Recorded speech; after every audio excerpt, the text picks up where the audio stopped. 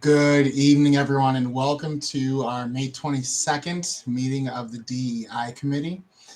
Before we call the meeting to order, we'll just start with the pledge, and we'll take a minute to review the minutes from last month.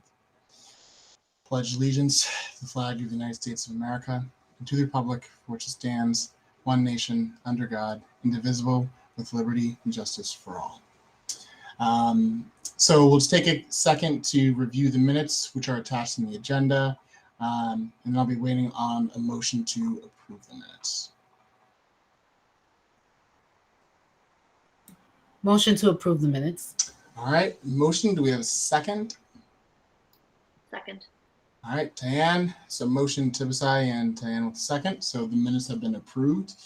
And that brings us to our agenda items for today.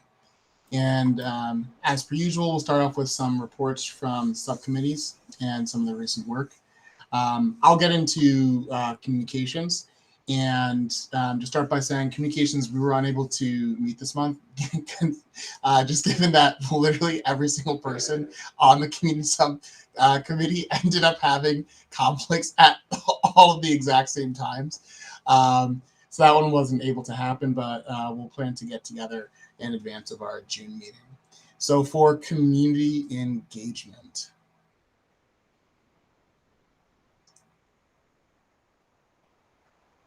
I'd like to share for that. If not, I'm happy to take it.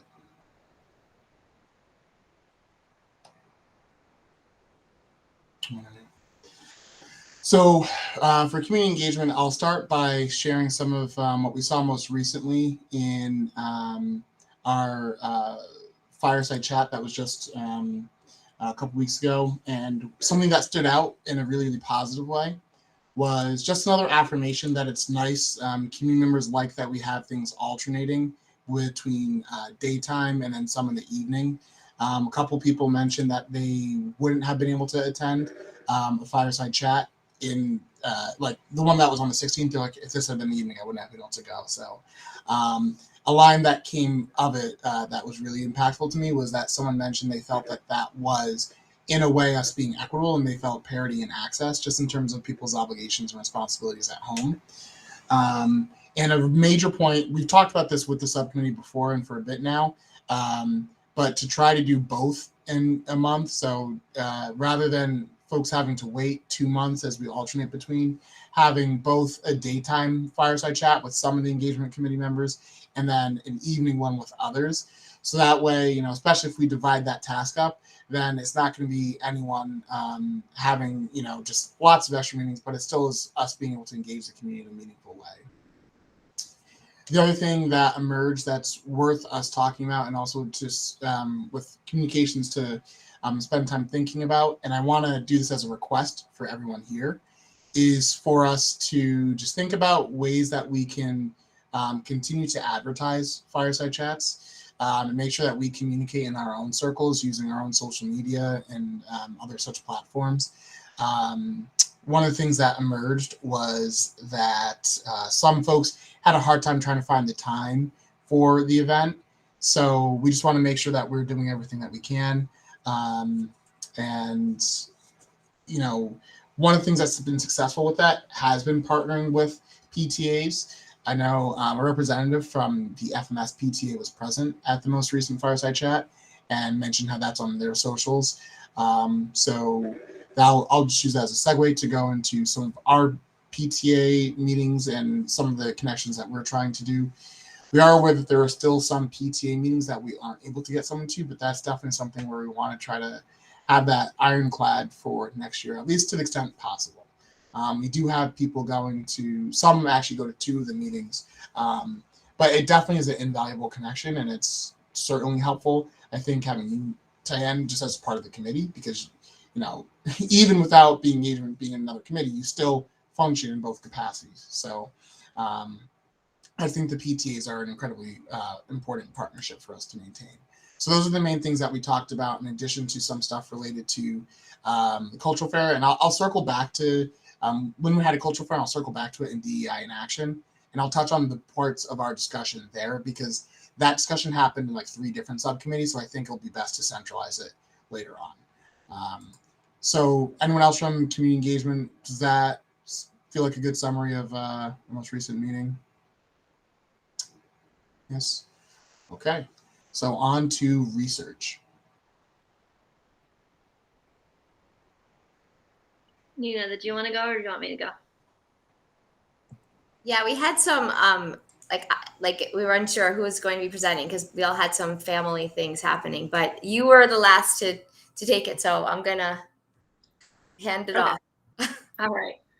All right. So we met on May 10th and we discussed that we were each going to do some research to see what some possible options for our learning component for next year. So each of us are going to bring back to our June meeting 1 book recommendation and 2 short form things, whether it be like a podcast or an article or a video, something like that, that we can potentially use for next year's learning component.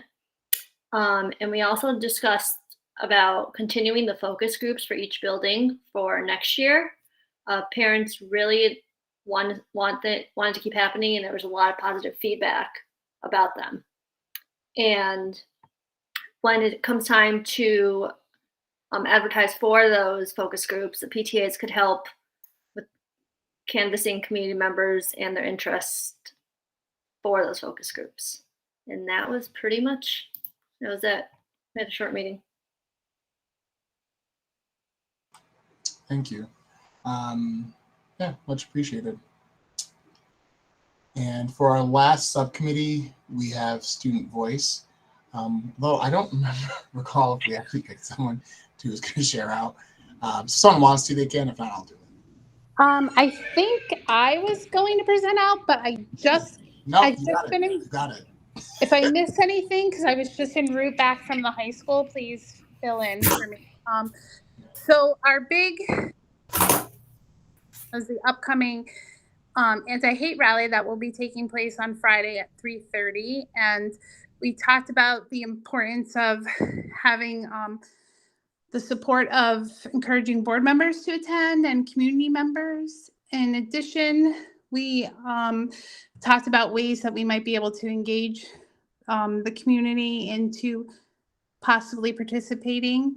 And we're looking forward to next year. So the students at FMS and at the high school have been working on engaging other potential students for next year. And we talked about some topics that have been covered at the middle school under DEI and the support from Mike Laster and the work that he's been helping us with support for that. So I think those were the main things. If there's anything I missed, please help fill in. No, I think that's fantastic. The only thing I would say just is there anything you want to add just using this platform, Maxine, about the rally on Friday? Yeah, so our 3rd annual anti-hate rally is this Friday. The event starts at 3:30, but check-in starts at 3. It's just in like the front bus loop parking lot. If you've never been, there's speeches from students, there's activities, there's like food and water, and then there's club presentations, and we have booths set up all over like the sidewalks, and booths like clubs will be selling like, I think National Honor Society selling like buttons, Black Student Union will sell their merch, and then some will just have simply like pamphlets and the QR codes to scan for other information. We invite like any board members. Board members have brought like their like young children before, and it's a completely like appropriate event for them too. And yeah, any teachers, friends, family that you want to tell to come, they're welcome to come and participate, and we would just love to see like as many people as possible there. Yes, go ahead, Blanca. Did you or Marie want to just add that we're going to have a bus available for FMS students? Yes, absolutely. So I was going to chime in for that too, that much like what we were saying in terms of advertise for the Fireside Chats, please talk to people in your circles. And this does include if you are a parent or, you just have, children in your neighborhood. It's open to high school students. We are bringing FMS students again, just like last year. So we got a bus that's going to bring students up to the high school to be able to engage in it and participate in it, which is huge. I can just say the fruits of that. Some of the people who are, involved in the planning of things this year were students who came before. So that, I think it really, really does pay dividends. And for us, it's important to engage people across the continuum. So that's also been a part of a lot of the work that's been happening, even just really in this past month. I'm thinking there's just been a lot of things related to equity work happening at FMS this past month. And so this will be a good bridge, I think, even into stuff that I know is going to be happening in June with Pride Month. So yes, thank you.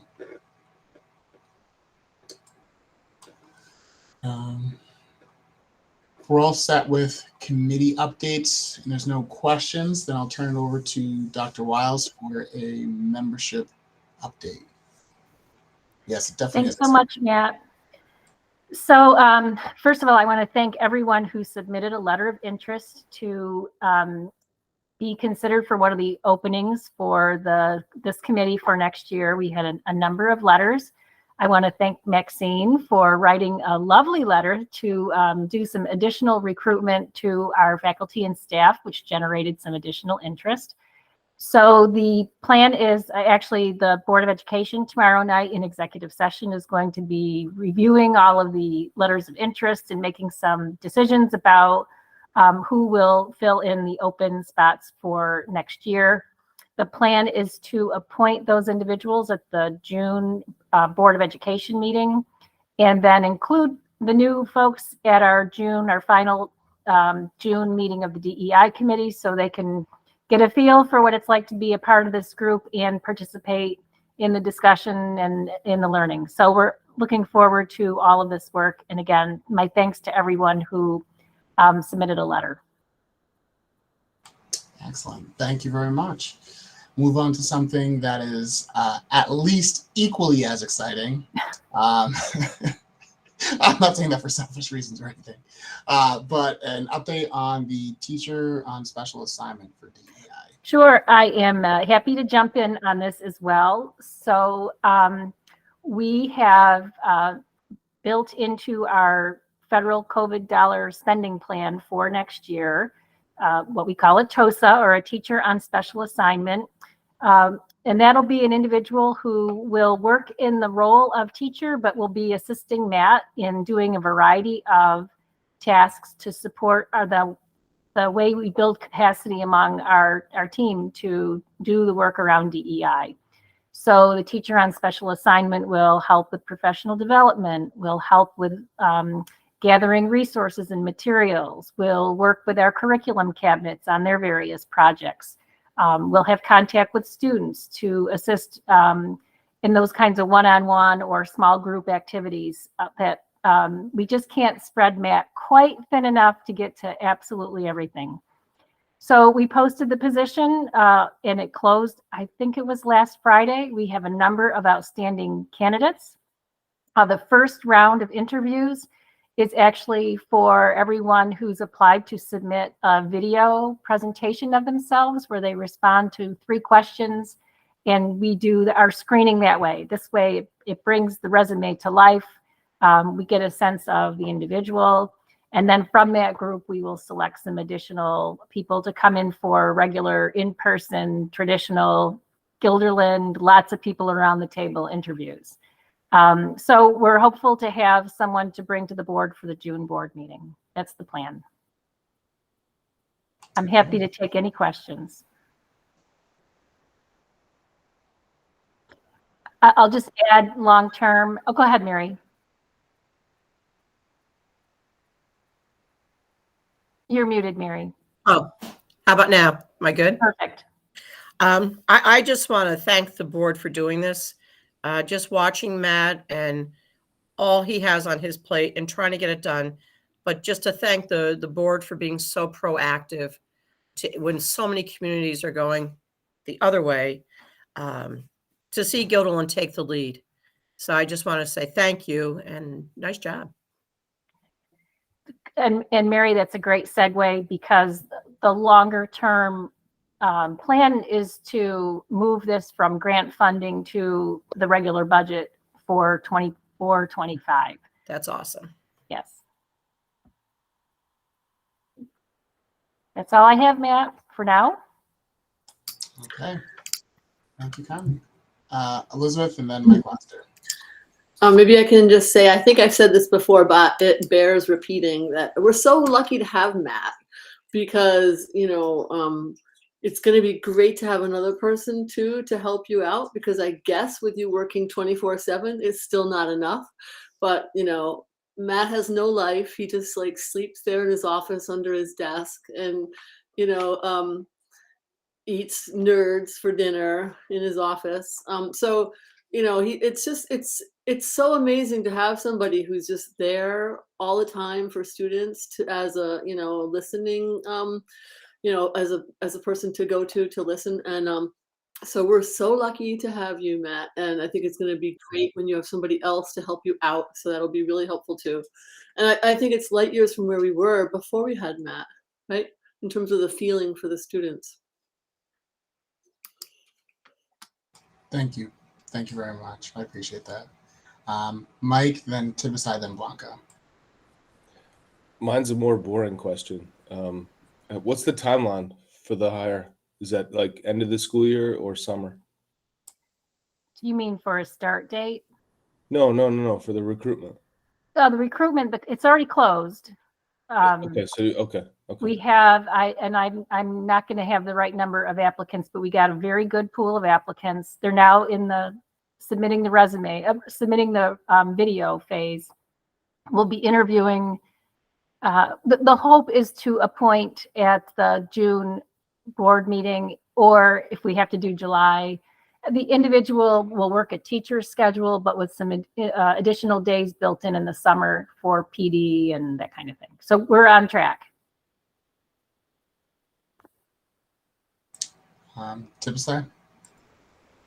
I guess I just wanted to mention that it really is encouraging to see DEI expanded in this way, because a part of where folks kind of drop the ball sometimes in the sustainability of this work is the fact that folks do get burnt out. And I do want to bring up the fact that this is a lot of emotional labor, especially when you are a marginalized community member in a role that's a diversity, equity, and inclusion role.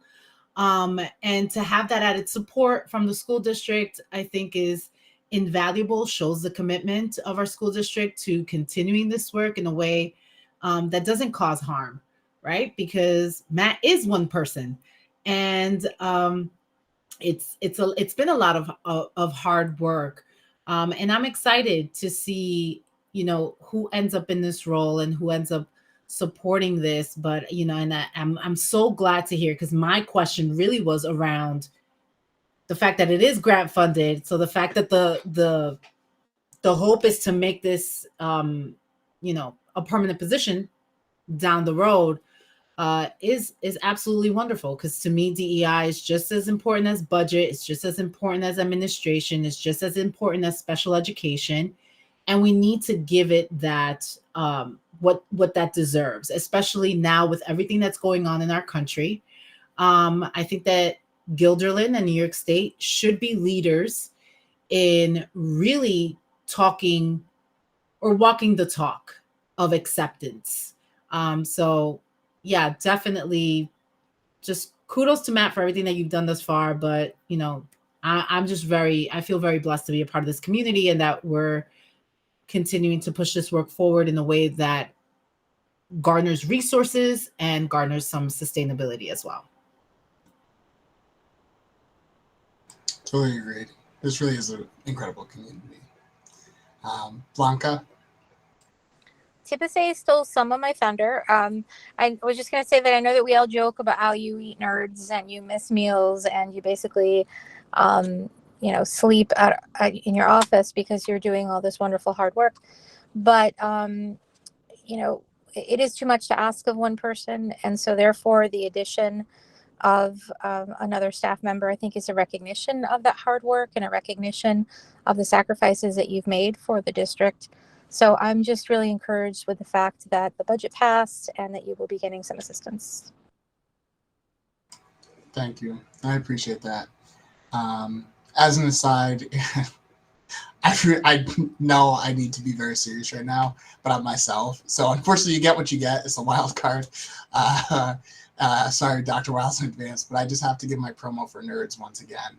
Nerds are getting a lot of flack right now, but they are a very delicious snack, especially the gummy clusters. I'm not sponsored, but if you're watching Nerds Organization Company, Matt Pinchnot, thank you. But even on a more serious note, though, I am also proud to be a member of this community, Mary. And that's something that I can share just even in my own circles, that it's just very, very apparent to me where Gildrolin is. And I know very, very well where we could be and even just where we've been. So seeing the growth and the dedication, it is extremely heartening. I feel very fortunate to be part of that. And speaking of things that I feel fortunate to be a part of, one of my favorite things is getting to share with all of you just some of the great work that's happening underway in our district each month. And I love that this is a standing agenda item. To be honest, this past month has been so busy and so rich with things that I struggled to even I have a little stick note that I'll try to keep, and the sticky note I ran out of space very shortly into the month. But I do want to share a couple of the highlights, and just to be clear, this is not all inclusive. So I don't want anyone to feel like, oh, hey, how can we adjust this? There are amazing things that happened in every single one of our buildings. The first thing I'll talk about though is the cultural fair that happened at Linwood, and this was something that was really the heavy lifting done by the PTA. So I just want to give them a big shout out, but also to the families that attended and Lewis actually was someone who ended up having a booth. And I mentioned I would circle back to this afterwards, but this discussion in the cultural fair was so rich that it reached 3 different subcommittees in terms of the impact and people saying, okay, how do we expand this kind of work, and families being able to see themselves represented. One of the things that is really burned into my mind was the number of parents who shared that they felt seen and heard. And it wasn't a passive thing for the cultural fair. It wasn't just, hey, Linwood's having a cultural fair, and if you want to be there, show up and good luck. This is really on you. It was no, like people were actively sought out, and it was active community engagement. You have something that we want and that our kids need. And that really was the message, and that was the feeling the entire time. I loved seeing people in support of students who did different performances, different traditional dances. There was a wide range of food that was available. It was just really, really cool to see even how things play out at the elementary version of a cultural fair and the high school version, and see that continuum is something that I really want to see us really capitalize on, having our community reflected in our buildings. And it was a day where that really happened. And because Lewis, you are a member, I want to just share some of the things that you had at your specific booth. I feel got a flag. Also, Lewis had some cool I had a table for China, but yeah, the language learning lucky box I prepared. Yes. But I have participated in various culture fairs in my life, like from high school to college and graduate school. But the elementary school level was my first time, although as a parent. But I think it's really worth thinking that the impact of the culture fair to the young kids. Some people may think that, well, they're so young, like 7-year-old, 8-year-old, but they feel they can feel like they can feel the power of the diversity and inclusion. They will, they starting at early age, if they have a positive feeling on this different countries and races, it's going to be, forever. This feeling is genuine. I can see that the kids, people, they didn't want to leave, after the event was over, and they talk to each other, feel like a friend or brother sisters, kind of thing. It's I think it definitely will have a long positive impact to the student life. It's not like they are kids; they will forget. We should kind of hold this event in the high school or even higher level. No, it's I think definitely necessary and helpful. If we can kind of combine with different schools, we may have more countries. Now in Linwood, we have around 18 or close to 20. I think 16 to 18, maybe that number of countries. Yeah, we had 14. 14. Oh, okay. But I feel like many because too many people were there at the day. And there were performances.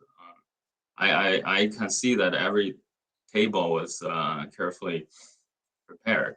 I mean, if we have different schools, we may have more countries. We can kind of rotate between the schools. Let's say Pine Bush, Linwood, this year Pine Bush, the other year Linwood, we can share the dates. Some sort, there were some thoughts on that. In fact, in the school, in the Linwood school, we probably have more diversity than the 14 countries. But this actually the first time after pandemic.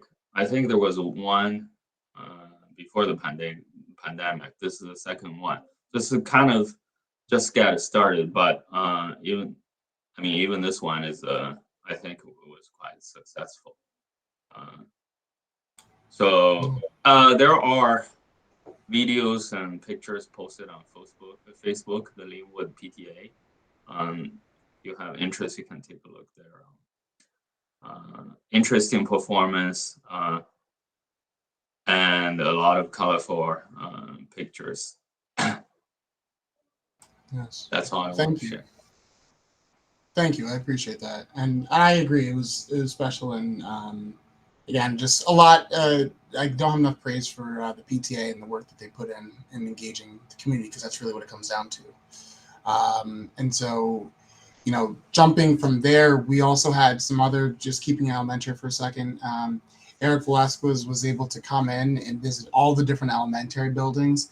I was fortunate enough to be able to attend one of his sessions, and he's an author, illustrator, and not only did he do live illustrations and give students a portrait at each one of the different buildings, he was able to go through his experience as a Latino male and just go through his childhood, his upbringing, some of his family stories and connections to some of his famous works like Octopus Stew. And it was just a really, really great way for kids to be engaged in seeing an author of color, and to be able to hear his stories and the entanglement of music in his life and the through lines that he's had. And he also is a professor as well, so it was great to see that kind of continuum there. Yes, Mary. I happened to be at Guildhall Elementary when he was there, and the kids were just so engaged. It didn't matter what grade.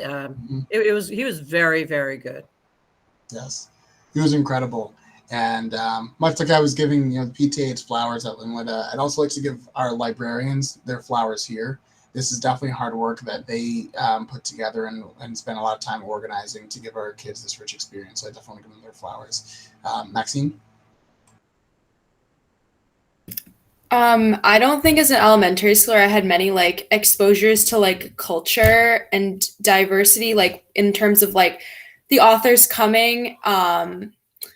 Elementary school was a long time ago, so I could be forgetting things, but it's awesome to see that things are growing and expanding, because I just remember librarians there being amazing, and I think that it's awesome that we're bringing librarians and giving younger and younger people a chance to see that people like them can be successful, or just hearing stories of different people to get that amazing exposure. Yeah, I totally agree. That's the value I see in it as well. And it's a space for kids to see themselves reflected, but also even for students who aren't seeing themselves reflected, to be able to still see someone who's from a minoritized community reflected, and to be able to say, okay, this can also be me. And it just shows, it pushes back against that single story narrative. There are so many different stories that exist out there. Tip aside? One of the things that I found really valuable at Pine Bush, because I moved and my son switched elementary schools, was getting the opportunity to go in and actually read a story to his class. And I just felt like that was such an invaluable experience for me. And I actually read the book that I recommended in our list that we put together from the DEI committee, and it had to do with Dominican Republic, and the children were just, first of all, asking me great questions about how young I am, which I really appreciated. But they really were excited to ask questions about Dominican Republic as an island, and where things come from. And there's so many ways that we can continue just as a community, the cultural events that were just mentioned, this author coming that was just mentioned, but us just continuing as a committee.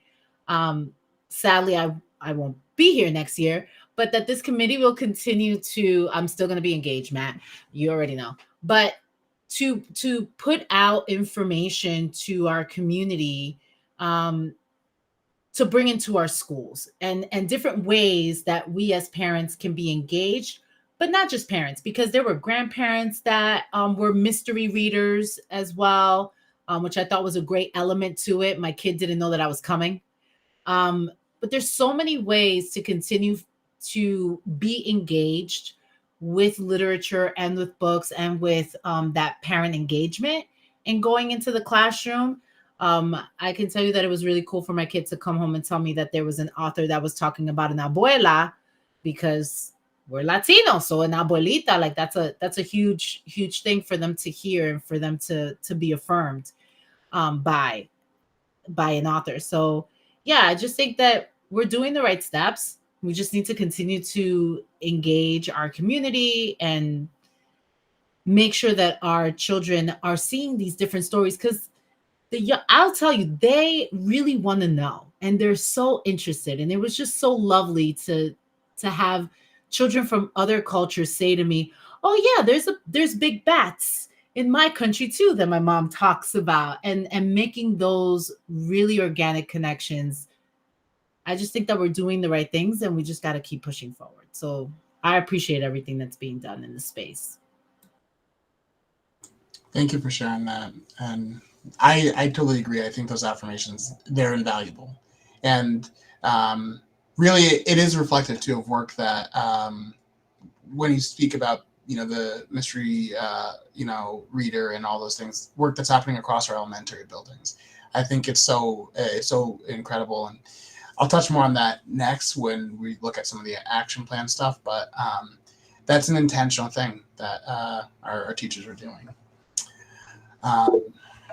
Yes, Tyann. Sorry, that just reminded me. So when my daughter, she just finished up learning about Brazil in her classroom. So her teacher invited me in to come in and speak about what it was like living there, and teach them some Portuguese and things like that. So, and these kids, they went home. I had my friends text me "Oh, you made such an impression on my daughter, blah blah blah." They just loved it. They were shocked that I was born in Brazil and not here. It was amazing to them to know that. So I thought that was really cool. I think that speaks to the miracle that our children are, and it's why I believe so firmly in the power and in the good that is present in our kids, and why I feel so hopeful for the future. When we have engagements like that, our kids are naturally they're people who love, and I think that just speaks volumes. And something that ended up moving me silent. So I just want to share great stuff about with our 8th graders, they were all able to go and see the movie Sweetwater. And I was fortunate enough to be able to join them. And that movie, it was one, if you haven't seen it, I know I'm partial because I'm also a basketball fan, but like there were multiple times in the movie where I was in silence, a few times when I was like on the brink of tears and I was looking around to make sure there weren't 8th graders who saw me crying. So it really was an incredible experience, and I was very, very happy to be able to do some work with all of our 8th graders in 2 different sessions, and have some sessions before them to unpack some of the language that they heard in the movie, and to be able to use that as a springboard. So yes, we're seeing a movie, but what does this movie mean, and how does that reflect in America today, and what does this mean for us as people? How do we make sure that the harshest things that we saw, for anyone who's not aware of Sweetwater, it's basically about the integration of the NBA and some of the pushback that one of the first Black athletes in the NBA went by Sweetwater, what he experienced. And so to talk about some of those types of things, and it was just a very, very powerful discussion. And I think our 8th graders, they were fantastic throughout and were really locked in.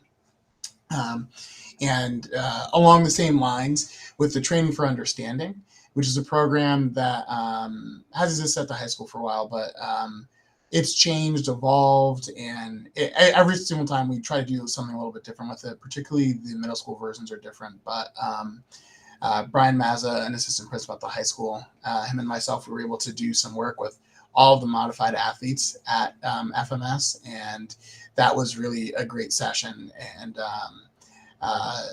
I had kids coming up to me afterwards, and the part that really was powerful to me was them sharing the impact of just feeling liberated to be able to speak on things and to feel empowered to be able to take action. So that was definitely very encouraging to hear. And I feel so bad because there's so many things that I want to shut up, but I'm going to have to not gloss over, you'll just have to leave them in our hearts and minds. But the other 2 things I'll say are, go ahead, Mike. No, I just want to thank you and Brian, you specifically for the movie prep and the visitation. That was fantastic. I was happy that grade level experienced that. And then the modified athletes training for understanding. I think that, has to become part of the routine of what our modified athletes experience, because they need to know the expectations that, we expect when they put on that athletic shirt. There's something different as a student leader that they sign up to be when they put on that uniform. So thank you, Matt. Thank you, Brian. It was awesome. Good work. Absolutely. Thank you. Yeah, it's really great. And I agree. It's an honor. It's a privilege, but there's also a responsibility to it. There's a weight to it.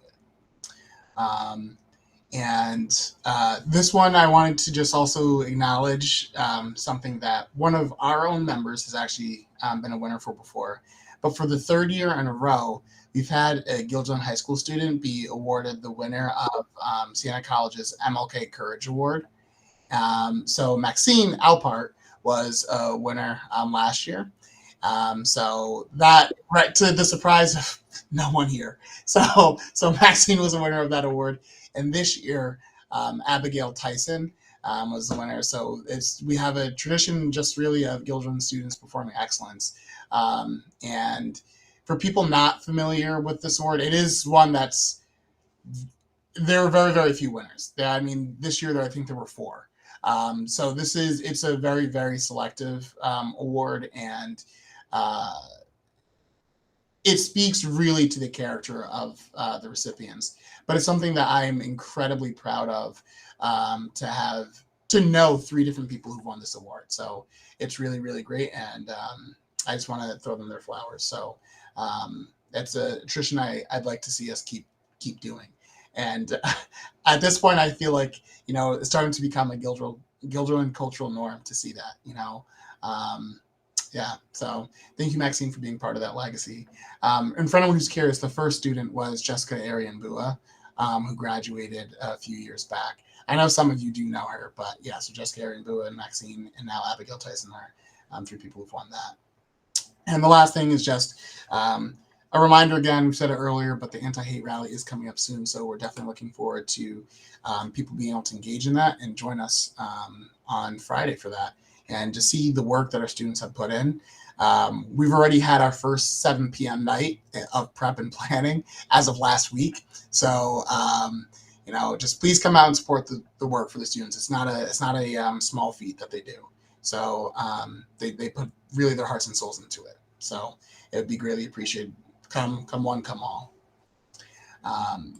And the next thing I want to share, I'm not going to go into an in-depth thing with it, but just you can already see things the board agenda is posted, but as we saw in our agenda for today, tomorrow night we'll be doing a presentation to the school board about the equity plans for each of the different buildings, as well as how this connects with the district being a through line through things. What I'll share tonight, unless people have specific questions about it, are some of the common threads that exist in all the different plans, just so we can have a sense of what really what this looked like. So I'll just show like 4 different slides, and I will do my best to kind of be timely with it. And this isn't really a spoiler, as I said, you can already see it. But just to walk us through some of the things that have connected all the different buildings. So the first thing, to actually build the plans, this is what we've worked through with progression partners, and really all the equity teams have been spent a lot of time doing. But the actual drafting of the plans was something that took multiple full days worth of time for work. So just to be perfectly clear, even what happens tomorrow, it by nature is going to be a truncated version of all this work. So this is the culmination of a year's worth of work, but it also is something that we're trying to boil down to a spot where, one, I'm long-winded enough as is, that we're going to be able to unpack it. So the writing of the plans went across 2 different months worth of time, or 3 months worth of time, January, February, and March. And they were shared out across the district on March 17th. And some of the things in plans they've been in implementation. So some of the things we talked about today, those were elements of plans. And so this wasn't something that people were like, okay, hey, we'll wait till next year. It's now we're hitting the ground running with this. So in order to build the plans, we looked at 5 different elements of what's called cultural competence. So this was even in our learning. We looked at assessing cultural knowledge, valuing diversity, managing the dynamics of difference, adapting to diversity, and then institutionalizing cultural knowledge. So from those 5, we ended up focusing on the first 3 as the center points of the actual plans themselves, and they became the guiding points. And I do apologize to the board members here because you're going to hear some of this twice, although I'm kind of speed talking through it now, just for time's sake. And so those first 3 elements, just breaking down what we say, because those, without the explanation, are functionally buzzwords. So assessing culture, we're really looking at how the school environment does help us with culture. Like, how is it beneficial towards our goals that we're trying to accomplish? In what ways are we actually, is it conducive to accomplishing those goals? For valuing diversity, this goes towards, the cultural fair would be a perfect example of this. How is it that our students and families see themselves reflected in the learning environment? So this is also through having, mystery readers, and then also from inviting community members to take part in the classroom and be part of different activities. So these are all different things, but I want to emphasize too that this includes staff, that there needs to be spaces where staff are able to feel respected and valued, and it's really all members of the learning community. So each part of these, it is for all members of the community. And by all, really, we're talking each and every. And then managing the difference. So once we understand that differences exist, rather than going through the colorblind approach and saying that, like, hey, I don't see color, or, well, sure, we have different religions, but that's fine. We're not going to unpack that. It's really saying, okay, so we have these differences. Now, how do we make sure that everyone does know that the differences don't separate us, but they do make us stronger? And in order to become stronger, we have to truly understand one another. So how do we do those 2 things in concert? And And ultimately, when we look at the cultural proficiency continuum, this was something where the equity teams graded themselves against this and were able to say, okay, where do we fall based off of all those aforementioned things? So I'll just look at the low and high. So cultural destructiveness, that's really like you see and you acknowledge there's difference, but we're doing the very, very worst element of it. So this would be, in a basic sense, blatant racism, blatant homophobia, transphobia. Like these are the things where we are actively discriminating against a group. Versus cultural proficiency, where we see that there are differences, and it's not just that like, hey, like you live your life and I'll live mine. This is you living your life. I have something that I can learn from you, and you have skills and strengths and assets that are going to enhance the lives of our community. Lewis pointed out earlier, even with kids in the cultural fair, that this is something that's going to be a lasting experience for them. So I'm just using that because that was an example we brought up today, where it's not just about saying, hey, we acknowledge differences and we're okay with it. We're saying, no. Those differences and those things that we all bring to the table that are unique are enhancements for our community. So I wanted to highlight those things because some of this is work that has been underway that we're currently doing, but also it's being intentional about those things and making sure that it doesn't become happenstance or too far in between.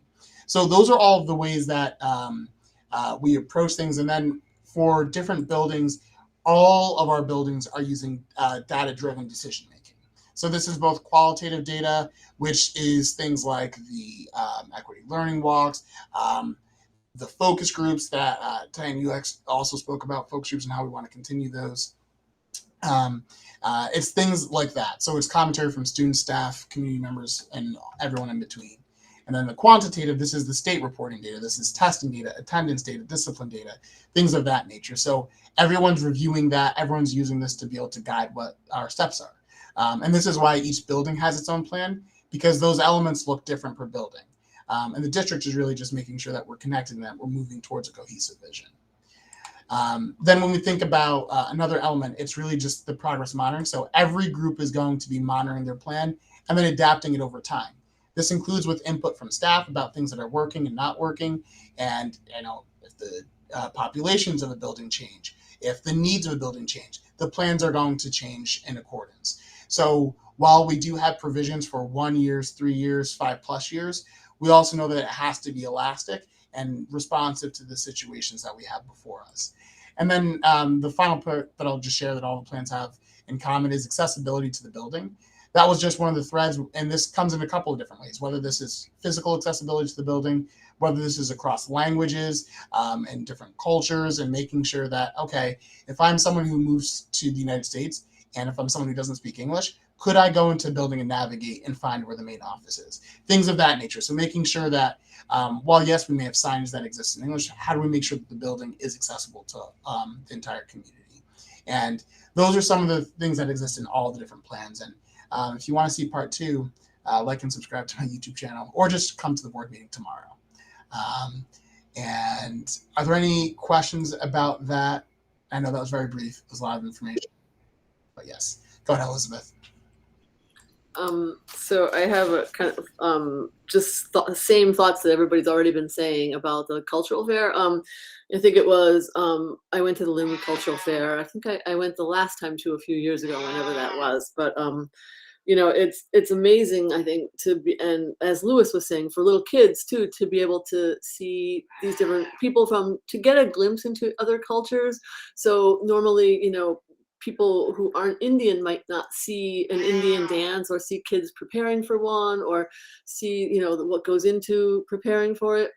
So to take the time to value that and to watch it and to have people teaching other people, about their culture so that they're the teachers and we're the learners, is nice. Because normally people who, they might have to be learning about, mainstream Guilderland culture and not, so it's reversing, and it's nice to be able to learn those things. And I think, as Lewis said, it's really formative for kids. So it's wonderful to have it at the elementary level. And when I was in Guilderland, elementary, a long time ago, we had foreign language in 4th and 5th grade. And that was really formative for me, super formative.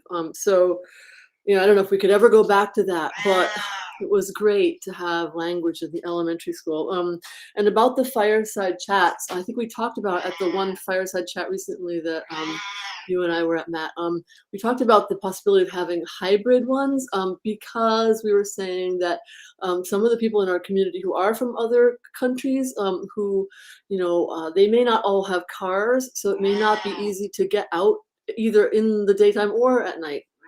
So to try to accommodate even more people, it could be nice to try to do something with a hybrid one at some point. Absolutely, thank you.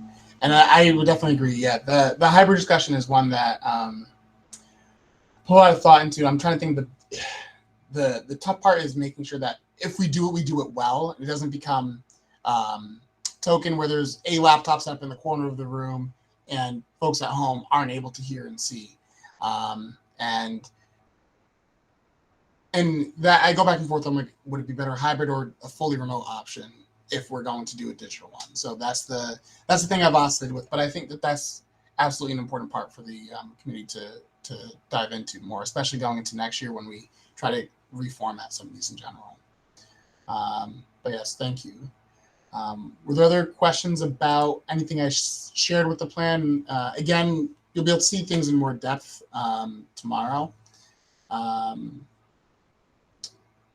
Okay, thank you. Anything that you wanted to add, Dr. Wells, before we move on to the learning component? Or is that good? No, I think that was just the right amount of preview to make everyone tune into the board meeting tomorrow night. Not that people need another reason. I mean, who would want to miss one?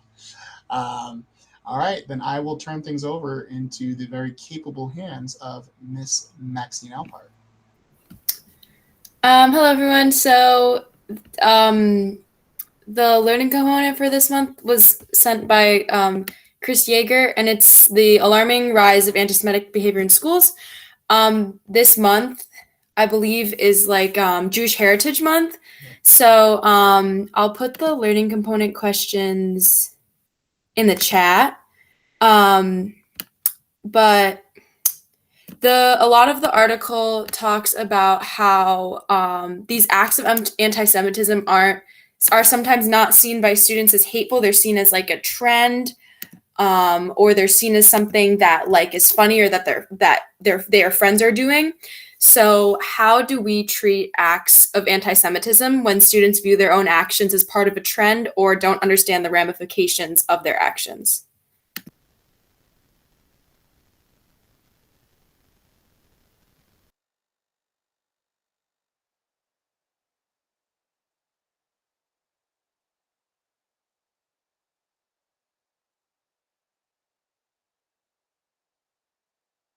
Yeah, Ms. Butterfield.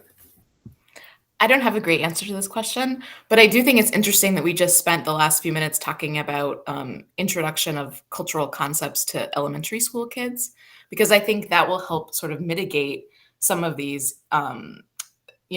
overtly racist things that we're seeing, including anti-Semitism. If we start the conversation early, I think with the little kids, with the elementary school kids, it can, I hope, really reduce some of these terrible incidents.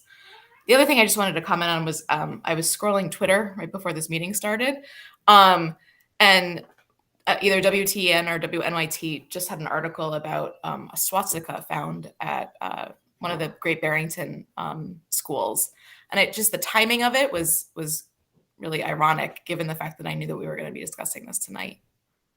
So thanks for bringing it up, Maxine. Yeah, anti-Semitism has just been on the rise, like all over the country. So it's really such a prevalent issue right now. Ms. Kaplan.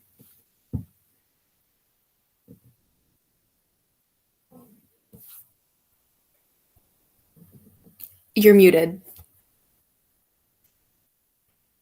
Sorry about that. I want to first start by saying congratulations to you, because your accomplishments are amazing, and leading this discussion also, it's admirable. So thank you for doing that.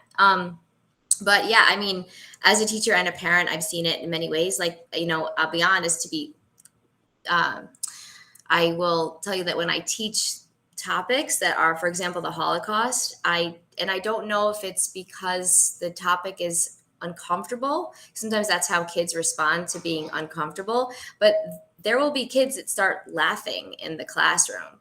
And I first tried to ignore it because I didn't want to draw attention to the behavior. But then what I did was pull the kids aside and say, it could be my imagination, but when I say something of this nature, you start to laugh. And, that has helped. And I feel like, there's been like a focused kid that kids would turn to and laugh. But once I addressed it, it stopped. But I have seen that, that it becomes this, and it's like, do I make it the entire class, bring it to their attention? But that's what, that could also backfire as well. But I have seen like micro groups forming where they will react in such a way that's definitely inappropriate. And other topics that are also uncomfortable, for example, racism, that come up regularly in the classroom, don't have the same outcome. So I definitely noticed that when we talk about other persecution or things like that, it's the students seem to be processing it in a more typical way. But the Holocaust, anti-Semitism, the students start to act differently. Yeah, that's like spoken on the article where like teachers notice that talking about the Holocaust, like what follows is a rise in anti-Semitic comments and behavior. So it's a common pattern. Mr. Laster? I think public schools are a reflection of society's beliefs, values, and opinions and conversation that are happening. And unfortunately, right now, there's so much dissonance and a disagreement that marginalized populations are a focus, right? So when I speak to students about these type of disciplinary incidents, it's just a joke. We didn't mean it. The person that I said it to, I know who they are. Like, I didn't mean to offend them, right? So it's almost like a normalization of the hate speech, of the comment. So where does that come from? I'm hopeful, and I can't remember who said it, but I'm hopeful that students being exposed to that conversation K-5, by the time they get to 6-8, we can have that conversation that say, hey, this type of language, this type of conversation is inappropriate. It's hateful. It cannot be had. But right now, when we speak to students about this, it's, oh, I didn't mean it. Oh, it's not a joke. It's so all too often it's taken too lightly. And I guess I think that's like a society's reflection on this problem that as public schools, I think we need to address. Tibisai? I think it's important that we also address the oppression Olympics that happens when we have some of these conversations, right? So how are students reacting in a racial conversation versus a conversation around anti-Semitism all speaks to me around folks not understanding that these different identities have an impact on lived experiences. And we have to talk about those impacts with nuance. We also have to give students and teachers and facilitators the language to be able to facilitate these conversations. Just because you are an educator does not mean that you yourself are comfortable with having conversations that are difficult. And also thinking through how are we helping our educators really process what they've lived through in their lives? Because I think that the issue of diversity, equity, and inclusion really starts at an internal level and then works its way outward. But even with that, having processes and procedures in place to ensure that folks understand what behaviors are tolerated and what behaviors are not tolerated within the school space. A lot of the education needs to be around staying curious. So to Nina's point, when a child laughs, asking the question, what's funny about this conversation, or why is it that you find it humorous? What's humorous about this conversation? And really helping students unpack that. And I'm not saying to do that in front of everyone else, because that can be really traumatizing for a student, but really asking those questions and taking the time to unpack where these feelings are coming from, because we're swimming in bias, right? We're swimming in this stuff, and this stuff is inherited. So I think it's important for us to be able to do a lot of great professional development, which is why I love the fact that the equity plans are happening here in Guilderland. I don't see a lot of teacher education programs that have robust conversations around bias, or have robust conversations around facilitating critical conversations. And sadly, that ends up being the job of school districts to kind of mitigate. So even within that, us as a school district really advocating for teacher preparation programs in our area to build this into their programming. We want teachers that are coming in ready to hit the ground running with being able to have these critical conversations with students, to be curious about identities, and to do it in a way that facilitates not just tolerance but curiosity within the students that are in a classroom. And as the employer, plug, just because I've been in both spaces. As the employer, we really can have an impact on how university programs embed some of this knowledge building, so that it doesn't just get relegated onto the school district to have to build from scratch. And there's an advocacy component there that I think is important. Thank you so much. I think that I think this is a good segue to our next question. I think you talked a lot about it with teacher facilitation and different trainings, but the next question I have is, what does it mean to be an ally, and specifically to Jewish students? And then how is it different from being an ally for other marginalized groups, or how is it similar?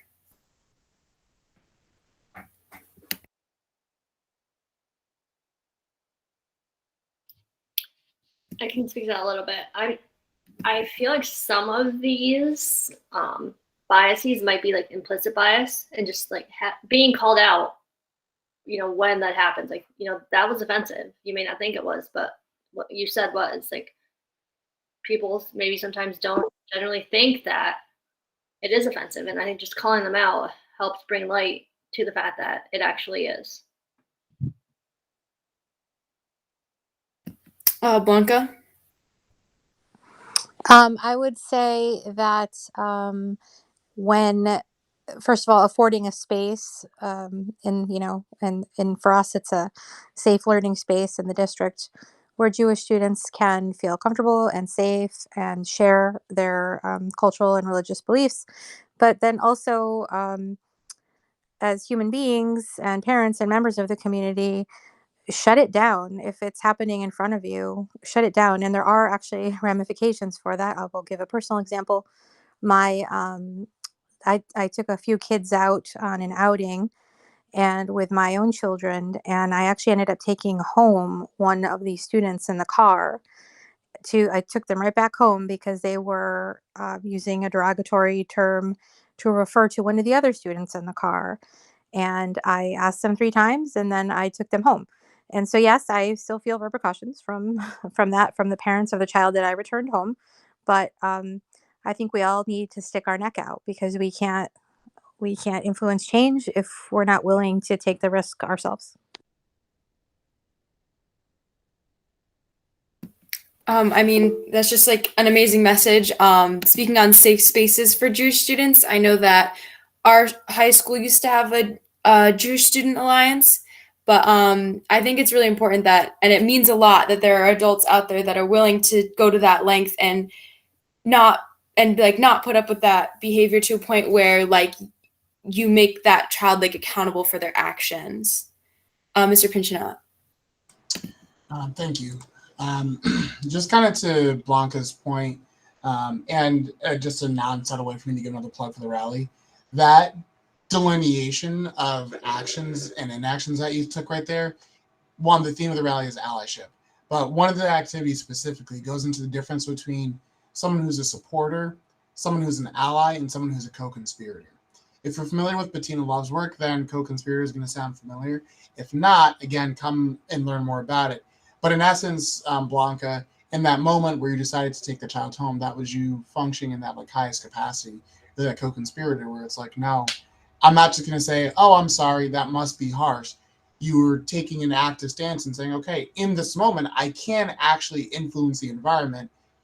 And that, even if you say the privilege part, is because you were the one driving the vehicle. And so I think that goes a really long way. And that's one of those ways where we have to try to shift ourselves to be active people who interrupt those moments of bias.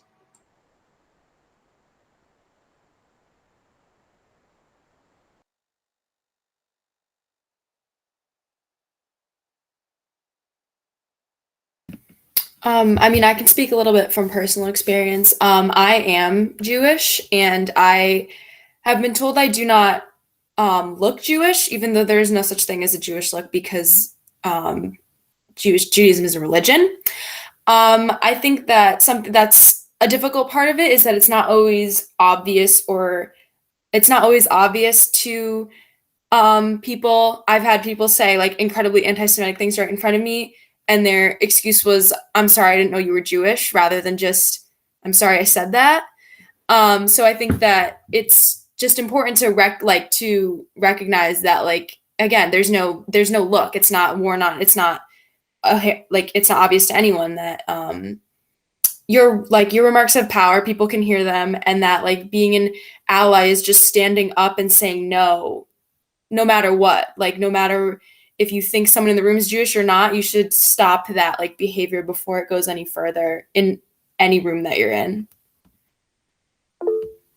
Yeah, Ms. Kaplan. Yeah, I understand that. And I think that one thing to keep in mind too is the role of the media. And I don't know what kind of courses, I apologize, that the high school has in terms of the media. But if you look at the history of how those types of groups, garner support, from Father Coughlin to some other people that may not have their position anymore, they tend to utilize the media as their, obviously, because that's what it is. It's a way to speak. And the messages that were given in the 1930s or the 1950s are currently continue to be the same thread. I mean, anti-Semitism is the most oldest form of this type of discrimination, and yet it still continues to be the most accepted. I play a video of a Holocaust survivor watching a rally, a white supremacist rally, and she, talks about how she, will never be silent, because silence, she says, is the next worst thing compared to hate. And I think that's why I think that this rally coming up on Friday is beautiful, because it is the opposite of silence. So I think that a way to help students perpetuate that, and to help teachers and community members perpetuate that, whether it's through these rallies or through courses that teach learning how to differentiate between accurate media and ways just to get popularity, is dangerous. It needs to be spoken on. Tibisai?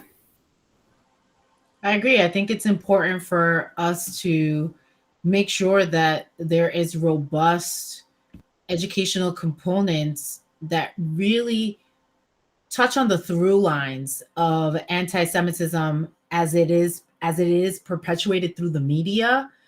But I'm also always a other side hopeful for joy celebration piece of this as well. And I think that, like, my child being in like first grade and coming home and be like, I want to make latkes because we talked about Hanukkah for, this week in school. And he was like adamant about that. And I thought that that was such a beautiful thing.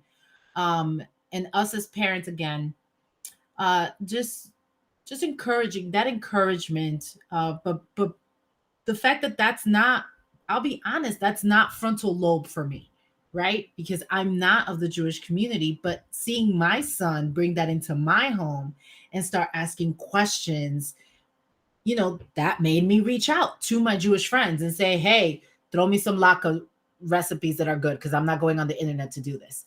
But it really does help when your school district and your educators and your teachers are bringing up celebrations and bringing the joy to students of the diverse communities that they are a part of, and starting there, and then as it becomes age appropriate, making sure that they understand the repercussions. Especially, I mean, the Holocaust is such a palpable, all of it is, but I remember going to Germany and going to Holocaust Museum, and that really being a transformative moment in my life in understanding what this actually meant for people. And I think when you're removed from it and you see it in movies, you just don't understand. And as a kid of immigrants, I really truly didn't understand what the impact was. So those moments in the school building where you can peek into the window of somebody's lived experiences are transformative. I think they really are transformative. But people standing up and saying, this is inappropriate language or this is inappropriate behavior, again, is important. That's why blackface isn't okay. That's why certain words aren't okay. Like, it's okay for us as a society to say in our community, we're not going to utilize language or allow behavior that hurts or perpetuates hate. I think that that's perfectly appropriate. So that's it. That's all I had to say. Sorry. I love that. I remember the first time you told me that story, I just thought it was like about your son and latkes, just the cutest thing ever. Latkes are really good if you have not tried them. They are a little bit like labor intensive. Take a little love to like make, but when you get it, like they're so good. Elizabeth. I think one of the things in this piece that we read that was especially scary was the idea that some of this graffiti and stuff or TikTok videos or whatever are going down that path that we see recently in the United States of denying that something happened. So denying that the Holocaust happened, denying that 9/11 happened, denying that Parkland High School shooting happened, saying, oh, that's not real. Holocaust is not real. So, I mean, we got to, one thing we have to think about is what to respond to that, how to respond to that. Because people are seeing out in the larger society that that's a thing, that people are denying these huge historical things. And so, I think we have to be ready to know what to say when somebody says that.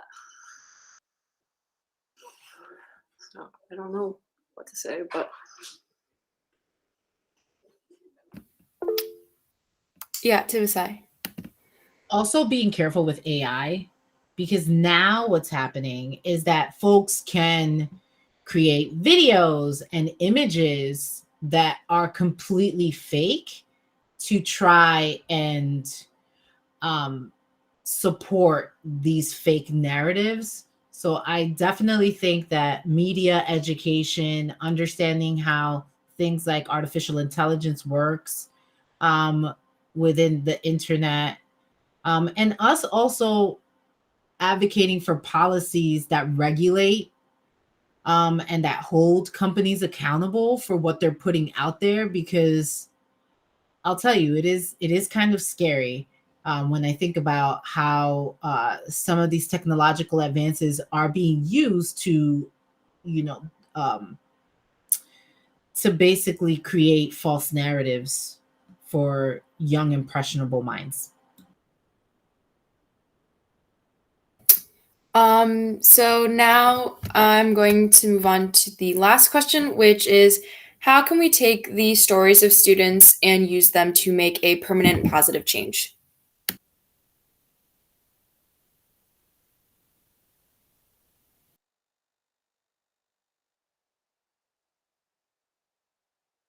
Mr. P. Thanks. I'll get the ball rolling on this one.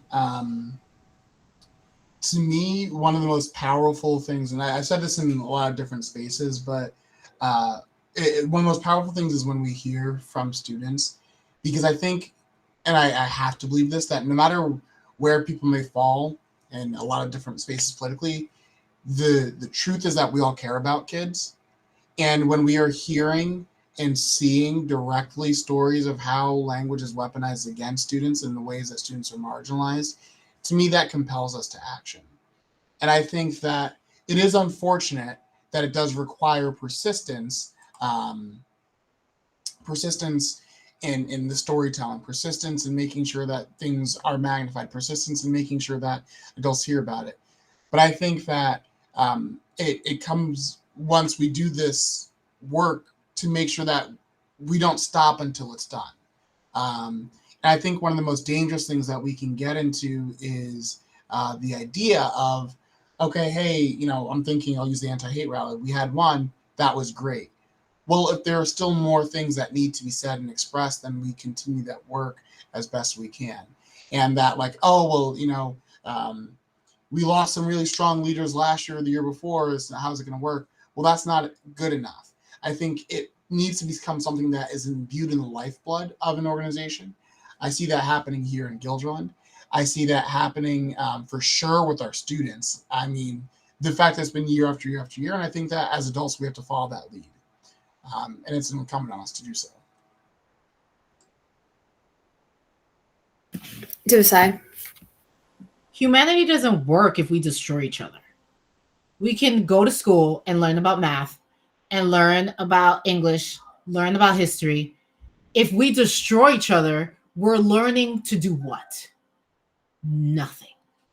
So to me, making sure that this is an ongoing conversation and that, we are eradicating these hierarchies that are false, and that are serving individuals that are driven by greed and not by community and not by pushing us forward and definitely not for seeing humanity survive past these next couple of centuries, right? So I think that we have a responsibility to really make sure that these topics and that these conversations are central to our educational system, because without them, what happens is that we destroy each other. And then what are we learning for? Like, that's always to me the most poignant thing. It's like, okay, we're going to school, we're going to make all this progress in all these different areas that are artificial, that are material, and then we're just going to blow each other up. Why? So for me, our humanity was highlighted in more times than any through the pandemic for me personally. Our diversity and our need to care for each other was really exacerbated during the pandemic. And I think that we need to continue to utilize that momentum to examine these issues of inequities that continue to arise and to really bring the focus back into, what do you gain by hating someone? Because that's the ultimate question that we are trying to understand.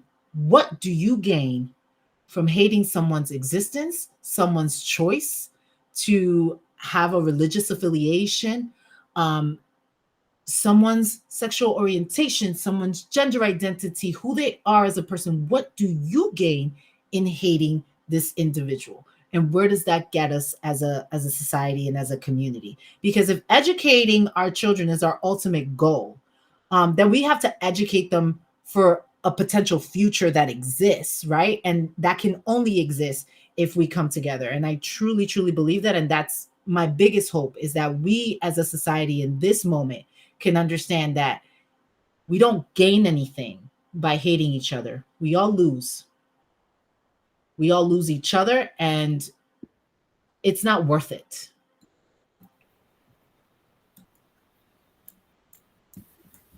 Yes, like just yes. Those everything there is just amazing. Ms. Schmitz. Just briefly, I just want to add, not just educate, I think we need to empower our kids to be able to do the things like Blanca did, because they are surrounded in a society that in so many ways is doing the opposite. And, you know, when they talk about like Kanye West in that article, and people will follow that and they take that on. And we need to empower our youth to start to say, no, that's just not right.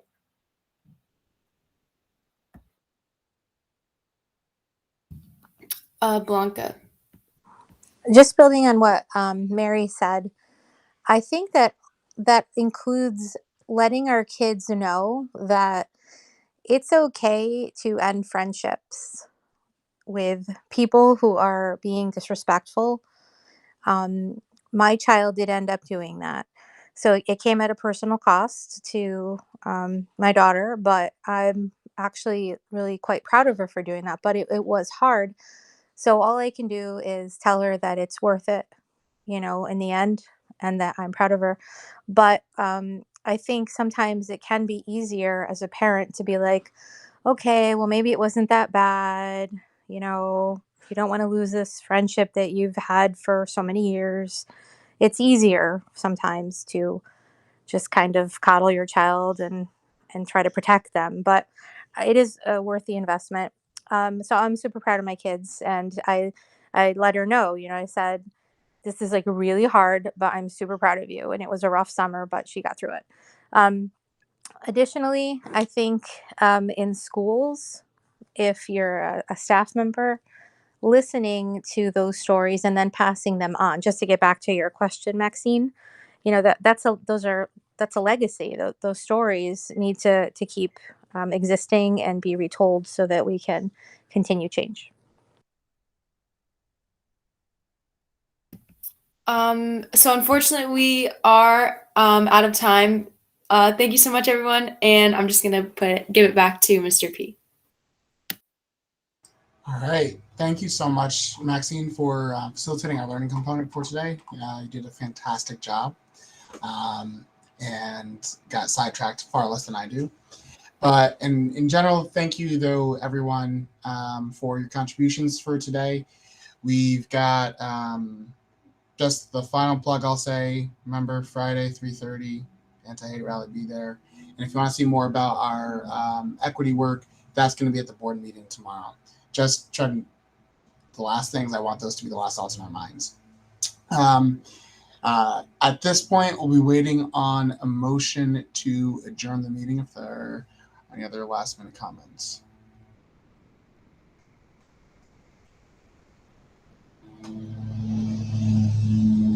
Maxine, second, anyone? Mike, all right. Thank you so much, everyone. Appreciate your time, and I hope you have a great rest of your evening. Be well.